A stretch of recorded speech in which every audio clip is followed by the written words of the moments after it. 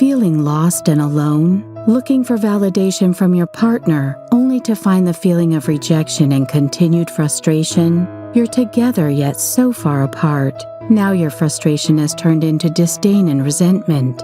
Your insecurities have begun to affect every aspect of your life. Ironically, you have now become the cold and detached one, shielding yourself from the uncertainties of your relationships. Dr. April Brown has created Bringing Intimacy Back, a series of discussions that are designed to help you reclaim what you have lost along the way. Dr. April will help you rediscover and reconnect to the intimate relationship your heart so desires. Go to www.bringingintimacyback.com today and let the healing begin.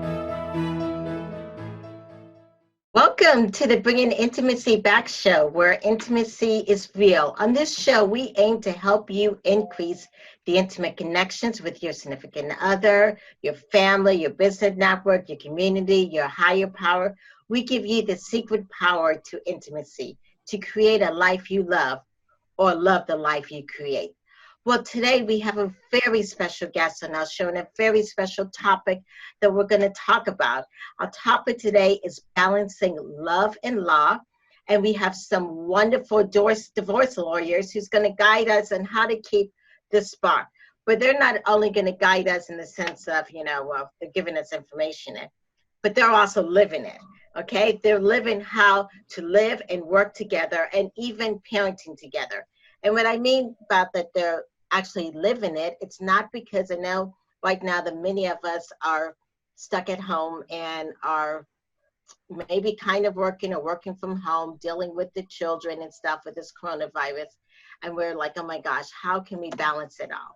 And so what's really great is right now I have experts who have been doing it prior to the coronavirus, but are also still doing it now.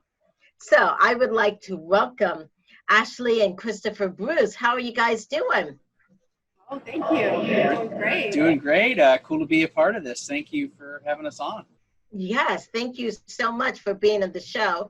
And as I introduce them, and they're going to talk about their story, but I just wanted to let you guys know that this couple here is really, really special and unique. And I've actually seen them in work and how they connect. And so I really wanted to bring this topic up and for us to talk about it, because many of us are struggling right now in the sense of trying to balance it all.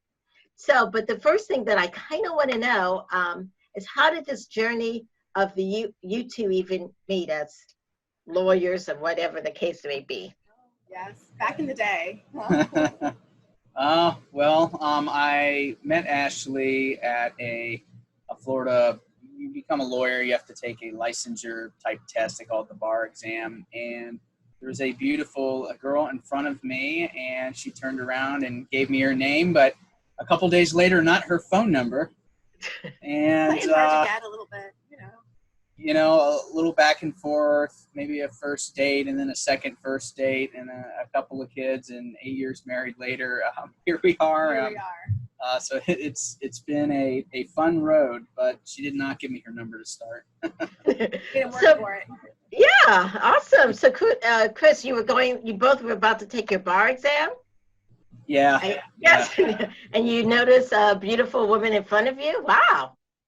I did, and I wasn't expecting it. I was on a vacation. I'm like, oh, great, here we go, because it's like an 8-week class. I finally got out of law school, away from the lawyers and or lawyers to be, and I'm like, all right, here we go again. And I never expected to meet the love of my life sitting right in front of me. Sometimes you just have to turn around and say hello and spark up a conversation. So that's where the spark comes. Yeah. Yes. And so on that, how did you guys get that spark, that passion? Where does it come from? It just comes from connecting on so many different levels, I think. At first, obviously it wasn't there. It took a little bit of time because we had 2 first dates, one spaced out a couple months after the other. And then, we just connected on so many different levels, just emotionally, physically, just our interests. And really that's just how it started. It's grown from there. We've developed interests that we both enjoy together now too. That's been fun. Yeah, I think that was a big probably part of it. Looking back, we each, little did we know it at the time, maybe, but we each liked comedians. Ashley loved to play tennis, so did I. Like a lot of our early dates, like we did things that we both enjoyed, and we came together as a couple, but we would do things we both enjoyed together. And I mean, still now, I think we both, at least on most days, like being lawyers. We get to do that. We have hobbies. We have kids, and it's just trying to have common interests. I think it's a big part of it. Okay, yeah. And you guys talked about, and she talked about the connection, and this show is about intimacy and intimate connections. What does that mean to you guys? Oh, that's a good one.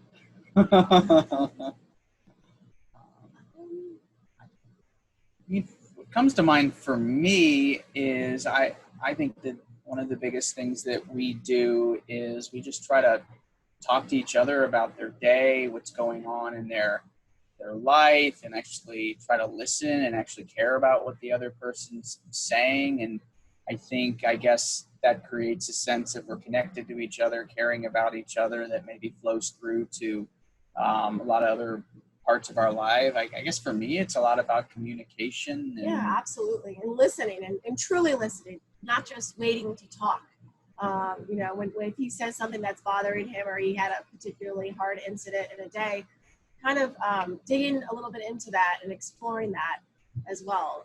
And that kind of, that brings intimacy out in our connection as well, with just talking to each other and understanding each other on a different level.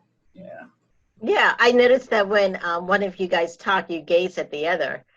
Yeah. So is that what you're talking about in this into the listening? Yes. Yes. It's like deep, thoughtful listening, which is really, really a nice thing that I think both of us actually do. Even when the kids are in bed, one of the things that we really look forward to is just downloading everything, not necessarily work related, but just kind of, sometimes we call it gossip. What's the gossip of the day? To just kind of share with each other what we've experienced throughout the day. Yeah, I'd say that's a big part of it too. Right. And I know since you're both the lawyers, you connect on that level, I guess.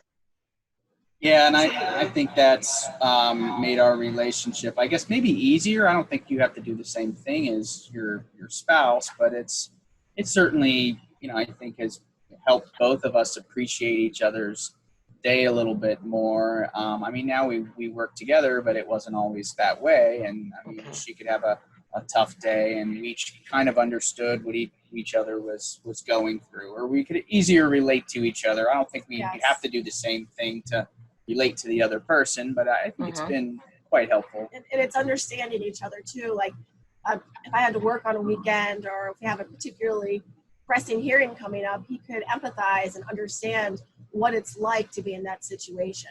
Okay. So that has certainly helped, instead of saying, why are you working all weekend? It's more like, what can I do to help comfort you during this particularly difficult time? Awesome. Yes. And so I'm curious also, that the passion of law, is it the same for both of you guys? How did you guys get into law, each of you? I think we have different paths. My path was always pretty direct. My mom was a divorce and bankruptcy attorney for 30 years here in South Florida. So just kind of following her and her instilling the passion in law and helping people, and it's a pretty direct path. I went, straight through undergrad. I minored in legal studies while I was at UCF, and then straight to law school. So it's always been a pretty direct path for me. Yeah, I was a little different, but my mom had something to do with it too. Okay. But my mom and dad, they both encouraged me to go to law school. They thought that I should go into something that, would be a stable platform. They both were. My mom's a CPA, and she was like Ashley's mom, kind of entered into the profession at a time to where there weren't any women doing it. And she had to work very hard to get where she was at. And my dad, was in law enforcement. He had to work very hard. And I think they wanted to see my sister and I do something to where, maybe we didn't have to work 2 shifts of a full-time job to have a comfortable family. And they kind of told me to do it, but I was supposed to be a tax lawyer, and then I really liked business transactions, and I started at some super huge law firm the last time we were going into a recession. Okay. So Yes. that was very short-lived, and a divorce lawyer I came to know in town gave me the opportunity, and I never thought I would be doing this and making a career out of it, but after I was given a chance from somebody who was very good at what they did to learn how to do it, I really enjoyed it. So why move on from that? So it's fun. It's been rewarding. I enjoy it. It's been particularly rewarding, I think, for both of us to be able to help people.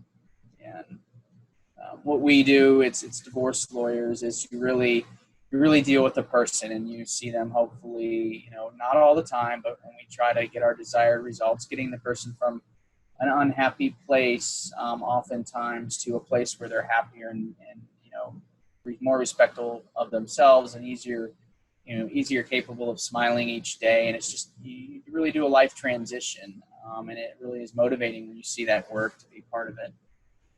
Right, definitely. And the one thing that I was so impressed by you guys as lawyers, and even as you're just talking about, you like to help families out in relationships. You also have this site called Stay Married Florida, which is kind of like, some people may think it's like the opposite kind of what you do. Yeah, what inspired you to create a website and the whole, system called Stay Married Florida?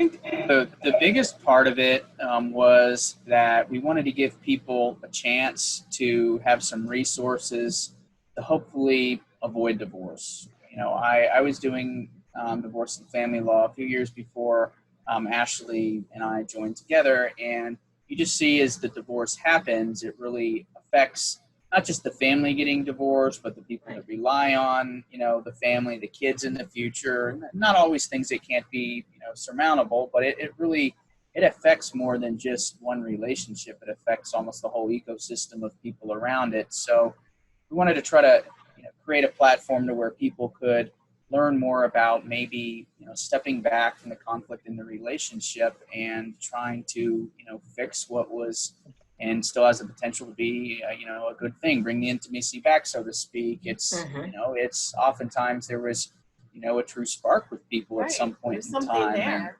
And, years or children or an acute event in their lives might, put out the spark, but it doesn't, mean they shouldn't try to reignite it. And divorce is there. There are people who need it, but in my view, many people don't.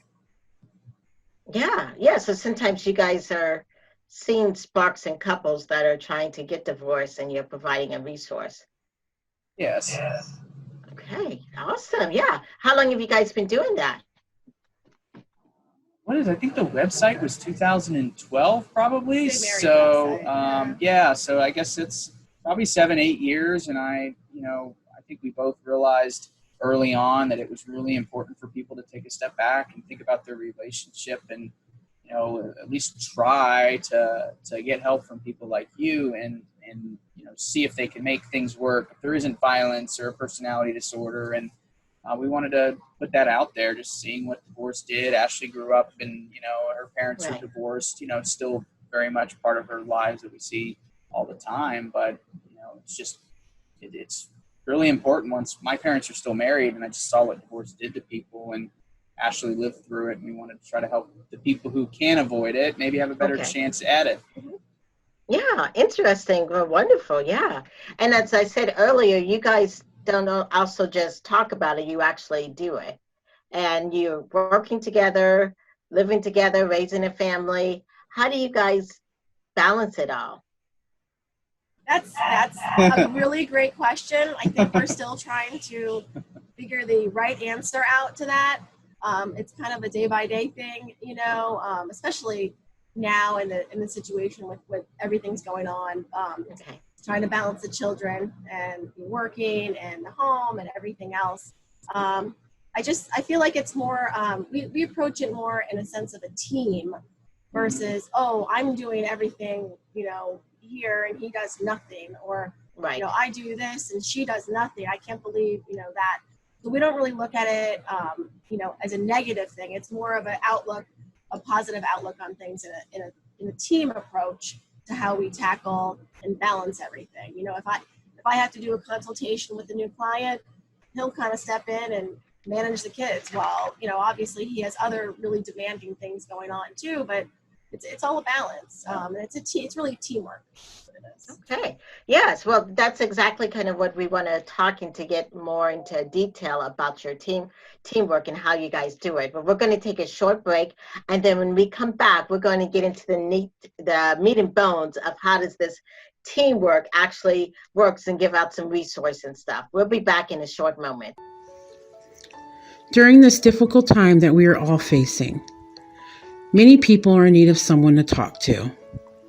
One option is speaking to a therapist to express your anxieties if you're feeling isolated or just need someone that will listen and help you with coping skills to get through. Dr. April Brown is now accepting new clients and is working with her existing clients through distance video counseling. The services are through a secure online HIPAA web-based practice management platform called Simple Practice. This technology can provide a secure, two-way, interactive video counseling session over the internet.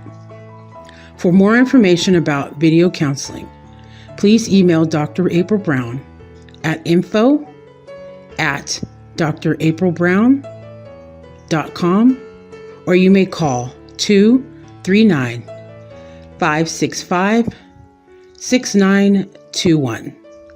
Thank you, and remember, we are all in this together. Hi, welcome back to Bringing Intimacy, where intimacy is real. So just a moment ago, Ashley and Christopher were talking to us that how they balance work and living together and raising children as a team. And they go about it as a team. And so I'm really curious in the sense of this whole team effort, how does that effectively work? Do you guys have business meeting? Is there a schedule? Are there roles? Explain how it goes. A divide and conquer kind of team approach that we do. Chris more manages, and I'll let you talk more about this too. He manages kind of the operations of our business. I like to meet with the new clients to, just meet with them and try to help them as best as I can. And then we both pitch in pretty much on the children. Of course, we have to give credit to grandparents because we would not be able to do anything without them. But it's really it's kind of more of a role-based system, and it's not any hierarchy or anything like that. It's all we're all on equal footing, or that's how I feel. Yeah, and we tried. It was tricky when we started to work together, or we thought it might be tricky. We're like, how do we do this to where, somebody isn't somebody's boss, or we're not reporting to each other. We thought maybe that could get us into your office a little quicker than us staying in ours. And we kind of thought, okay, well, why don't we just break up the major roles that we have? And we're both lawyers. We can do a lot of the same things, but why not break it up so we're kind of pitching in together as a team and each kind of doing things and working together on those things. Did you actually have to write it down? We did actually in the beginning, yeah. Okay. We took one day, her mother, graciously, like she does a lot, it's been very helpful, took the little ones, and we took a Saturday, and we're like, all right, it's 2 weeks from now, we're going to be working together. She was leaving her law firm. Like, how are we actually going to do this? And we wrote it down. We figured out what our roles were going to be. And I mean, it's evolved over time. Yeah. We kind of have what was supposed to be a weekly business meeting, but I feel like we keep falling out of it. But we talk every day, kind of at the end of the day, just about everything. And I think, worked so far pretty well. So far, absolutely. I mean, he's in what we do. He's considered the specialist. He's board certified, so it's very few attorneys in the state that are board certified. So he knows a lot about the family law aspects, and sometimes I have to ask him about the details of nuanced issues sometimes. So it works well with him not saying do this or do that or anything like that to me, because I also feel like I'm pretty accomplished in my career as well. So we've been able to really not make it hierarchical or anything like that. So it's been wonderful so far. Good. I know we have some Facebook people that are listening. And so Heather on Facebook has a question. Like, do you guys set up certain quiet times for each other? Like, have a time for myself? And how do you guys keep the spark and love alive? That's a great question. I strongly believe that you definitely need time for yourself to recharge, especially if you're a little bit independent, which I feel we both are. Just recently, I have developed, I have come back into something that I've actually really enjoyed as a child. It was horseback riding. So now I get to do that periodically, throughout the week whenever I have the opportunity to do so. So that's one area that I'm taking the time for myself to recharge and feel a little bit. Is it on a schedule that you do it ever so often? Yeah, it's on a schedule. Okay. Yeah. Yeah, I'd say so. I mean, she's able to do it. Usually there's a couple of nights a week to where, she's able to go do that, and one thing in one of the mornings. And I'm working on having mine, but I think it's good to have, like, we kind of talked, it's like good to be able to, I mean, we often go do the horse stuff together too, Yes, but to be able to have something you can separately kind of pursue, to have a little bit of space is probably a pretty healthy thing, I think. Yeah. Yeah, good. So also, in the sense of you guys working together, is there challenges of working together so closely at home all the time? Because for many of us, this is new. You know what I'm saying? Where you're, absolutely. yes. Yeah. How has that changed your relationship, spending so much time together now? And Absolutely. You have to have boundaries. Very important. I call it, like, for example, I'll just give you some examples.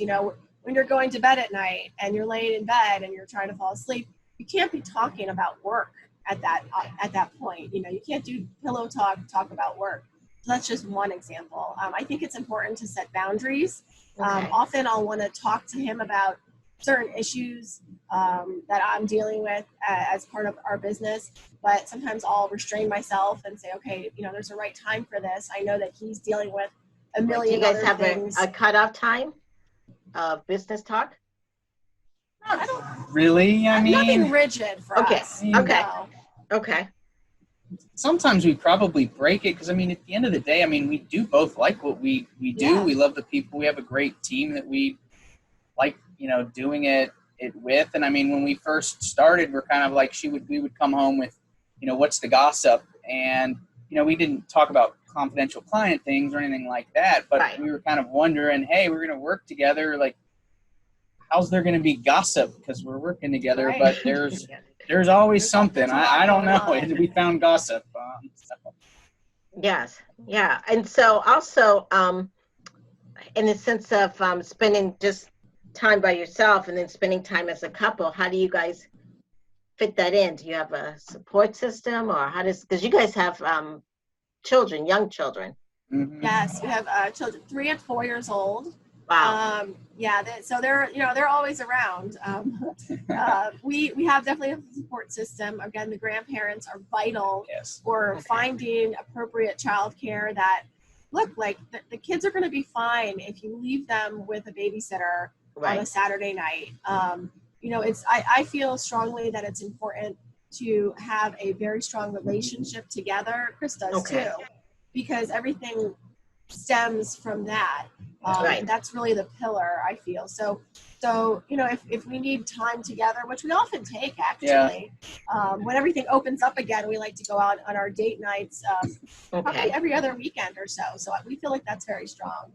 Good. How have you guys been managing? Is the daycares closed now, I'm assuming? They are. Yeah. So how are you managing with 2 little ones? And whose attention spans are short. I'm sure the same way your other listeners are managing. It's a mixture of, elatedness and, oh, wow, they're home all the time. I get to spend so much time with them, to, oh my gosh, I'm pulling my hair out. We're lucky that they're not of school age yet. So it's not like we have to sit down and, homeschool them. So that's an added issue that a lot of people are facing. But it's been a trek. It's fun. It's tricky though. I mean, there's no magic bullet to it. I don't think there's a perfect answer, and thank goodness for our family, especially her mom, who's very close to us in relationship and in proximity. I mean, she's been a godsend with watching the kids, so we could do stuff like this. Although who knows, we might get a knock. They might pop in. You We'll never see. know. Okay. So when you guys, some people feel bad about asking their parents to help out, but you guys are pretty good at doing that. All right. Yeah. I think so, and they've been, especially her mom, but also her dad and my parents. They've been very generous. I think they know maybe we need some time together every now and then, and they're very helpful, thankfully. And if the parents don't do it, there are other ways. I mean, you can't really make excuses. There are babysitters out there that are maybe somebody at the school, and that's what actually we did.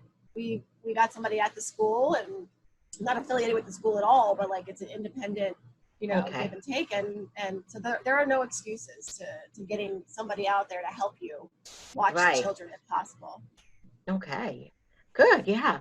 And so actually, a couple of other questions that are coming up. As lawyers, you guys are always sometimes dealing with negativity. How do you not let that affect you guys in your relationships? That's tricky at times. I think, at least for me, it just as a divorce lawyer, you see, okay, well, here's what people are doing that are making them have maybe unhappy relationships.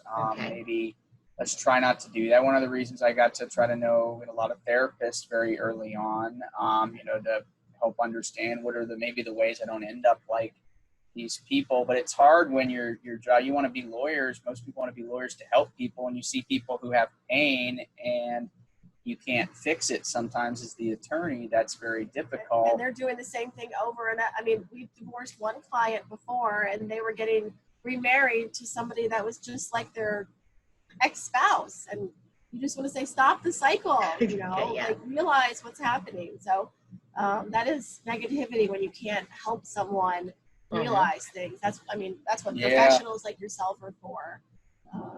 I found like they always say, like I heard, meditate and exercise, all the world's problems will go away. And when I actually do it, it actually does help a good bit. And I mean, it does. I'm a weekend redneck. I drive a pickup truck, but when it gets really bad, I'll sit there with that Calm app thing on the phone, and it does actually make a difference.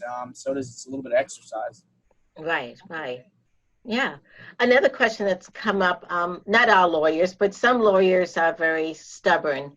When you get in the field and you're able to argue pretty well, how do you guys keep the balance of how do you guys argue, or how do you resolve conflict? Because both are very talented at it. Yes. I think we just both try to look at the big picture in things. That is really the path that we mostly take. If there's something that we're both headstrong on, I think we'll both take a step back, take a breath, and we always, or at least I always ask myself, will this matter in a day, a week, a year? Is this really going to, should I really fight about this issue, or is it just another issue in life? So I feel like, just having the proper perspective on things and not losing the forest for the trees is really vital when there's some issue that's, come between us. A lot of times, though, we talk through things. It's a mutual decision. It's never, one person making the decision and the other one having to deal with it. Although I have adopted a few cats that he had to deal with as a result, and he's been good so far. At a certain point, it's you deal with getting the yes, then it's just say yes. Okay, good. So what you're saying is you did a lot of self-reflecting. You do a lot. I'd say so. Absolutely. Yeah. Oh, you both do. Yeah. And just kind of making sure, instead of focusing on what that, like, I'm going to win. Like, what is the bigger picture? I don't want to lose. What is it? I don't want to win the battle and lose the war. So you just have to kind of put things in perspective. I think that's important. Okay, Definitely. putting things in perspective and understanding, like you said, what truly matters. Yes. Mm-hmm. Yeah, with your value system and that kind of stuff. Exactly. Yeah, good. I know you guys talked a little bit about self-care, and I think I know you ride horses, and then I just got back into it okay, recently. Adopted one. We just adopted one from, that was Off fun. Facebook from Tennessee, sight unseen. Sight unseen. It was definitely a risk. It's been going okay so far. So okay. So you guys have a horse and 3 cats, or 3 indoor more? cats. We have 3 indoor cats and probably 10 or 15 outdoor that they were gonna kill. And I said, Joe, just bring them over to our house. He goes, how many you have? I said, oh, there's 5 outdoor. We have, I mean, we're, I guess, crazy cat people in a sense, but where we live, it's called Loxahatchee, Florida, and it's like more wooded yards, Yeah, and rural. you can only see about 4 or 5 cats at one time. The rest stay. Okay. Yeah, cool. So it's discovering old passions, horseback riding. One of his passions is to get on the water and go out fishing. So we're making an effort to do that as much as possible on the weekends. So it's it's important to do self-care for sure, and Yeah, self-interest. definitely. Yeah, and then we have a question out there. As a mom, I'm just trying to think. You've got 2 babies, a full-time job, all these animals, and got to clean. How do you even do it? Oh, You got to get help. You can't do everything yourself. Just you have to recognize that you can't be perfect at everything. I'm not a perfect mom. I know that. I will yell Yes, you are. and thank you, honey. So you have to say that. so you guys do a lot of can't be perfect at validating. everything. Yeah. So you just have to realize that you're not going to be perfect at everything, and you have to identify where you need help. I'm like the house. I have somebody who helps me with the house just because I don't want to spend my whole Saturday doing that every week. So you have to acknowledge where maybe you need help, and you have to get that help. Yeah. Mm-hmm. Yeah. I also noticed just in that interaction that you guys tend to always validate each other and have each other's back. And was that just something easy that happened, or you had to work on that? I think it's just our personality type. You want to make each other feel good. Yeah. I mean, you want to make your partner feel good and elevate them. Other people, if other people start doing that, they might say, why am I with you when you're making me feel bad all the time? So you just want to, spend a little bit of time to elevate the other person. So thank you. Good. Besides being lawyers, you guys have written the books? Oh, yeah, we've got a few of them. Yes. Tell us a little bit about your books. Well, our best sellers, so to speak, and we don't really sell them, we give them away. They're on Amazon, but we pretty much, I think we met over a couple of the books we were giving out at one of the conferences. Yes. But, the most popular one is How to Divorce Your Controlling, Manipulative, Narcissistic Husband. There you go. Oh, boy. There you go. Yeah. But what inspired this one? What do you say? What inspired this book here? That was I tried to identify, before Ashley and I were working together, I had some great law partners, and we went in a different direction. And as I was forming the, what is now our firm, I tried to think of who are the clients that we actually enjoy helping the most, who are the people that really make us feel fulfilled and helping. And I was a little surprised to find out, but it was actually mostly women who were married to, abusive jerks. And when you try to get more into it, you could see, okay, well, these people the husbands have these narcissistic type personality disorders. I mean, I don't have your credentials to diagnose people, but generally they meet the type of criteria and diminish the women in their lives to where they almost don't have a voice and no sense of self-value. And the clients that were really enjoyable to work with were those that kind of recognized that was going on. Usually we're working with a therapist to change their life, and knew that through the divorce, it was a necessary thing to separate themselves from what was quite frankly an abuser. So we figured out, hey, these are the people that we really like to help. Why don't we try to, send some messaging out to help those people and maybe have more of a client base that are people that, we really, always enjoy helping. And also we mix that in with a lot about the law is confusing. There's not a lot of information out there that at least we as lawyers feel is accurate. So we wanted to also try, hey, there's another one. You got them all, you still kept them. Yes. But we want to try to get the information out. So even if people can't, work with us, or they're another area of the state, or cannot, they're not the right match for our services, they can still be helped by what we do. So that's the story, and we're sticking to it. Okay, yes. And just to let you guys know that these 2 books here are, like you said, that are free. Yes. And so, yes. So we're about to take our next commercial break. And in our commercial break this time, we would love to hear about your practice, what you guys do and what you guys offer. So just go ahead and take it away. Yes. All right. Well, we are Ashley and Christopher Bruce. We are with the Bruce Law Firm. Our main offices are in West Palm Beach and Wellington, Florida. We serve pretty much all of Southeast Florida, from about the Fort Pierce area down to Miami. We have 4 other attorneys full-time that work with us as part of our practice. And most of what we do are helping clients in divorce cases, usually when the other person is just a difficult person, has a difficult personality, there's a very serious issue with children, or there's a complicated financial issue to unwind, especially with business valuations and asset tracing. But that's what we do. We represent men and women, but our kind of particular passion is helping women who are in abusive relationships through the divorce process. We have a great team, and we love what we do. And we have a lot of books. The resources you're talking about, divorceinformationbooks.com. That's divorceinformationbooks.com. Has all the books that we have. You can download them for free.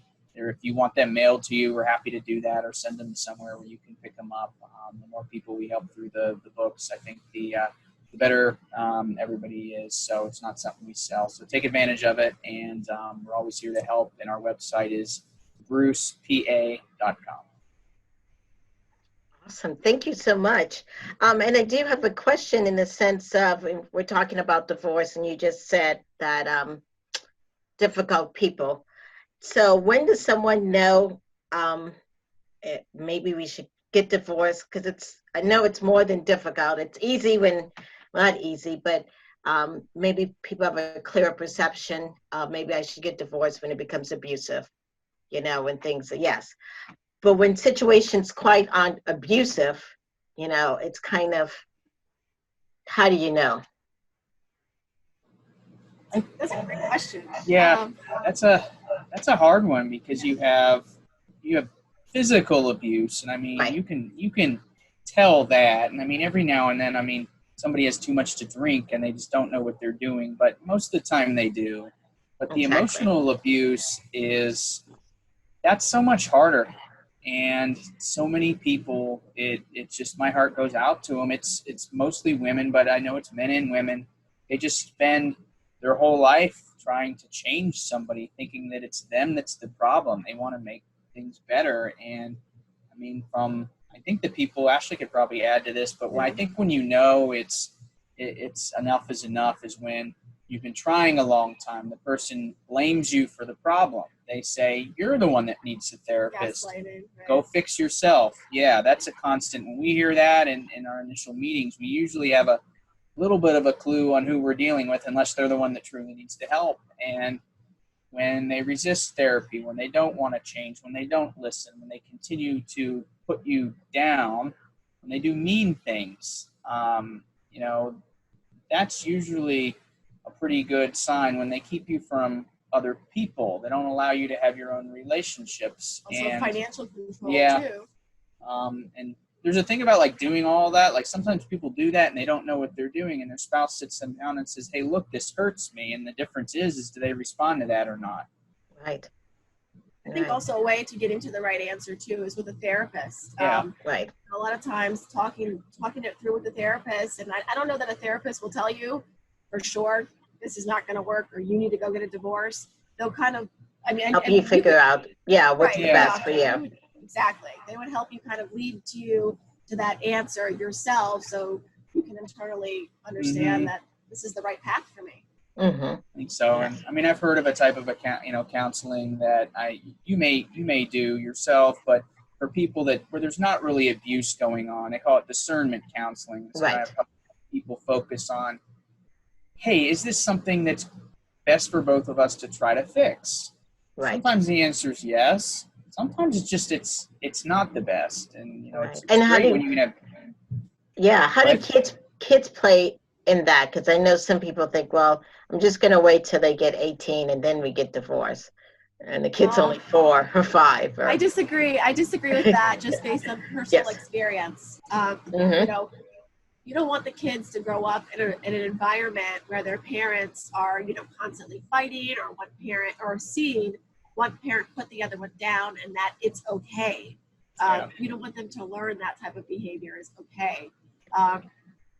Yes, it is, I wouldn't say traumatic, but it is a disruption in a child's life when there's a divorce that's going on. It can be traumatic if both parents are fighting over the child and, alienating the child and not helping the child transition properly.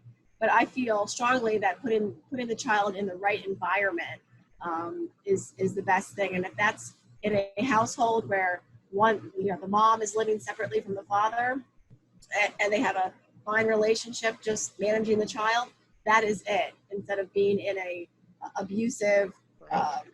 And I mean, and here's the thing I think a lot of people don't think of. If your goal as a parent is to have a close relationship with your kids for the rest of your life, and then you're gonna have to face the music at some point in time, because it's I think maybe sometimes just as heartbreaking for the grandmother who's getting divorced to have her conniving husband alienate the kids and the grandchildren against them, and had that person got divorced 20 years earlier, not only would they have had a chance to have 20 more years of their life where they can live differently, they would have given their children, I think, realistically, a better chance to see how to have healthy relationships and what is not okay. And while that child might have been temporarily affected, over the long term, the disruption would be diminished. You're always going to have to face it. You might as well do it as soon as you can. I think besides situations where a child has one more year left of high school, well, maybe you should let them finish. But right, definitely. Yeah, I love how you put that. You should really face the music, is what you said, which is really, yes. It's hard because there's always, and I do not encourage divorce. That's why we have the website. That's why we know people like you to help our clients avoid it. But you can get into a spot of always looking for another reason to delay, and I think some people have to realize that's just the fear mechanism of trying to avoid conflict, which is that's how a lot of us are. We don't want conflict, and you try to put it off, and divorce can feel like that because it's outside your comfort zone. Right. Be wary of doing that if you know you need to get out. Yes. We did have a comment on Facebook. Tamara Joy Hunter.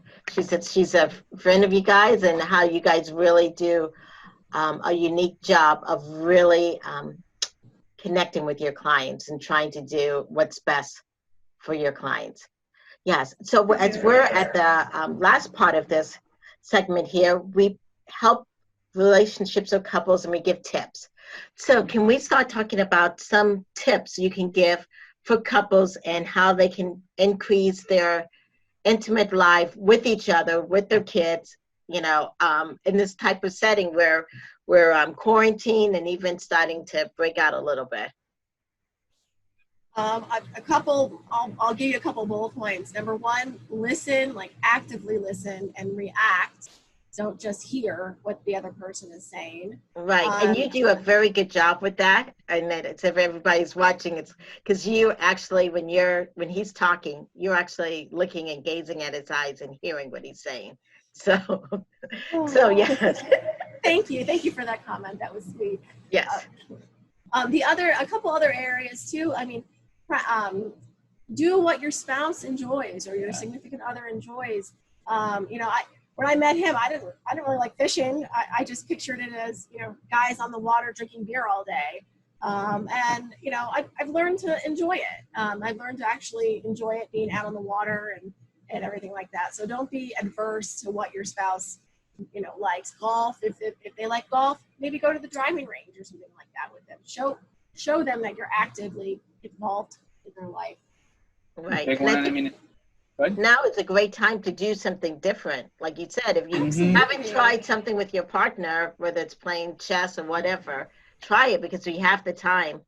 Yes. Yes. Oh yeah, and I mean, one thing we did that I thought was really fun. We probably need to, do it again. It's a lot of fun. We called it a love list. I mean, it was all, we were lawyers. We have these yellow page pads, and we ripped the page off of it, and we wrote down things that we really wanted to do together.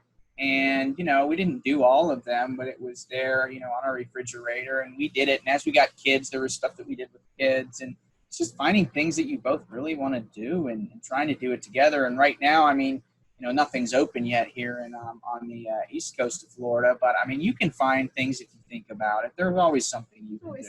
There's ways. You have to be creative a little bit, and it's not necessarily wanting to do the things together. It's even something that you want to do on your own, and then including your spouse or your significant other in that activity too, and the other person being enthusiastic and looking forward to it. It's really a matter of outlook, I feel, as well. Yeah. Right. And I love that idea of writing down a list and posting it. I'm a believer of vision boards, of posting things you want and posting goals and stuff. Because if you see it, then it's more of a chance that you guys would actually do it, and as you cross it off. Right. And then also planning, like, 2 weeks out, let's go, I don't know, go stay at a hotel in some other town somewhere. Just do something kind of spontaneous and that would be, that you wouldn't normally do. So that, and then you can cross that off your list on the refrigerator. So you can visualize, oh, wow, we're, not only have we had a lot of experiences together, but here's also a couple of things that we never thought we would do that we wanted to do this year, go to, I don't know, like Mount Dora. I heard that's a really cool town. I'm dying to get there. We haven't done that yet. So there's just some things that, that you can do to really actively be involved in each other. Absolutely. You got to make the time to do it. You do it for your business. You do it for everything else. You got to do it together too for your relationship, or it just won't happen. You got to make the time to step back and think and have fun planning together. Right. Good. So, Chris, I have a question for you because I know I asked a mom question, but there's a dad question, and I also see it a lot in therapy where a wife has one kid, and definitely by the second kid, she's always so busy, and then somehow this man here feels like he doesn't get her attention. Yeah. How did you deal with it after 2 kids and your wife has so much stuff going on? I think it was tricky. I think it required a lot of communication. And I think the biggest thing that, I realized I needed to do more of was basically saying, what can I do? And then following up and saying, no, what can I do? For her, there was a lot you take on as a mother. Biologically, there's only so many things a man can do in certain situations, but there's other areas where you can pick up the slack and help as much as possible. And, I think Ashley, at least our relationship, she's somebody that, really, she does a lot for other people. She does a lot for me. So maybe she was more natural to saying, not saying things that, really she needed help with. Right, well, I got it. Yeah. So like, no, I had to kind of really dig a little bit more, and it's like, all right, look, I'll watch the kids, give me the, the formula or whatever, go get your nails done. Like whatever it is, you got to just find out what the other person wants and how they can be most help. And recognize, if you have 2 young kids for like a year or 2, maybe there's a period of where like you're not going to get all of the attention, and it's never going to be all your attention anymore, but things evolve, So you were persistent in that. Yes. Yes. Yeah. Okay. You got to ask for a number more than once too, but you got to be persistent with it. Okay. Yeah. And I guess as we're talking about it and about the connection and stuff, kind of one of the things that you guys have been saying is being persistent, consistent, and mapping out that love you guys have for one another. Yeah, we try. Nothing goes as planned. Who knew it was going to happen the last 2 months? But we try to be deliberate about it. I don't know. We don't always probably know what we're what it is that we're doing, but looking at it like in conversations like that, yeah, you gotta be persistent and consistent and always try to keep a connection as much as you can. I think that's the biggest part of it. Okay. And are you, Christopher, also good at asking for help? Probably not as good as I should be. Okay. But I mean, for us, I mean, it's sometimes at times the business can be overwhelming, and you got to say, hey, look, can you please do this? It might not be something you normally do, but the consequence of maybe not doing that is I might have to work all weekend. And then usually we kind of come back to Ashley saying it's a team. We kind of take a step back, divide, redivide, and then try to conquer it. Okay, so another thing that we're gaining from this is you're having to sometimes, once you set up a schedule, you go back and adjust it according to how things work. Yeah. No, you can't be rigid you about gotta it. be flexible. Yeah. I mean, Okay. this is you gotta roll with the punches a little bit, and sometimes we'll miss going out to a promised dinner or something like that, but you'll make it up. I mean, you just kind of have to be flexible in your relationship. Mm-hmm. Good. And I know you have strong support system. You've mentioned your moms, and it is Mother's Day weekend. Yeah, Yes. which is great that's coming up, and it's been thankful that you guys have strong moms. Do you guys also have strong group of other couples that you guys associate with that have the same? We do. We have some support groups. I mean, support groups, I say, like other friend groups. They're kind of, in bunches. We have different groups of friends that we hang out with for different, times in our life.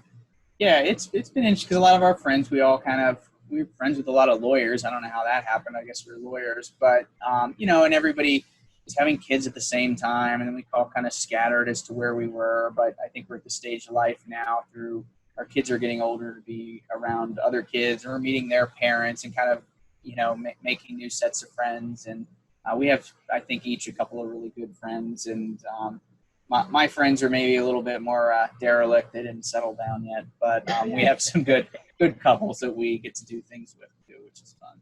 Yeah, great. It's been truly a pleasure to have you guys on our show. And so I would like the audience to know how to reach out to you guys and about all your websites. And can you tell us again about your social media websites and different things? And I think you have a podcast too. Absolutely. BrucePA.com. That's BrucePA.com. Bruce Law Firm. Or you can type in divorceinformationbooks.com, and that kind of feeds into a page of our website. But that has most of the information. We're on Facebook as the Bruce Law Firm, and I think we even got a Twitter account hanging out there somewhere. But most of our presence is online through our website, where we have a lot of our free resources, a lot of videos. We have recordings on things like this, where we've been the one doing the recording. And probably the best resource, I think the most important one, is staymarriedflorida.com. And it has probably at this point in time, I think about 20 different podcast interviews, a lot of articles written by people who are truly the experts in helping people stay happy in their relationships. And, it's branched out over time into just how to have fun together. Like this would be a great thing to post on there. And how to get through divorce when it does happen too. So it's a lot of great stuff from the experts about it. We're just the information aggregators. It's the people who contributed the content that really the magic with it. Wonderful. So on that site also has, like you said, divorce recovery information, and it does. Yes, and a list of counselors and people looking for therapy and a variety of different resources. That's exactly, yeah. That's probably one of the more important things. If you're listening to this and needing the help, now there's throughout Florida a great geographical listing of people like you. You're on the website that are truly good at what they do, that we've had a chance to meet and been very impressed with. And our hope is people who maybe aren't getting the spark in their relationship before coming to us, they go to people who are the pros like yourself and trying to help reignite that spark and reignite that passion. And we want to encourage that as much as we can. It can truly change your life. Yes, yes. Well, thank you guys so much for being on the show. You have been wonderful guests that have provided so much information. And I love that how you guys help people in all aspects of the relationships, and that you actually are doing it and working it and doing your best. And thank you guys so much for being on the show. Thank you so much. Yeah, thank you for having us. Yes. This is the Bringing Intimacy Back show, where intimacy is real. Thank you guys. Bye.